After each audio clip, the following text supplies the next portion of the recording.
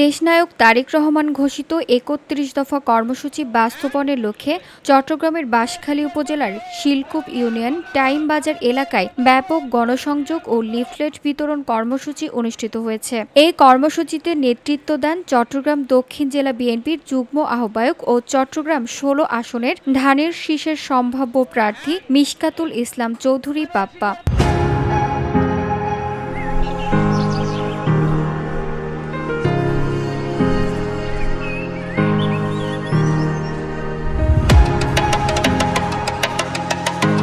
গণসংযোগে BNP, Jubodal, স্বেচ্ছাসেবক দল, শ্রমিক দল ও ছাত্রদল সহ অঙ্গ ও সহযোগী সংগঠনের নেতাকর্মীরা অংশ নেন। স্থানীয় জনগণের কাছ থেকেও ব্যাপক সাড়া পাওয়া যায়। এ সময় মিশকাতুল ইসলাম চৌধুরী পাপ্পা জনগণকে ধানের শীষে ভোট দিয়ে দেশনায়ক তারেক রহমানের নেতৃত্বে গণতন্ত্র পুনরুদ্ধার ও জনগণের অধিকার ফিরিয়ে আনার আহ্বান জানান।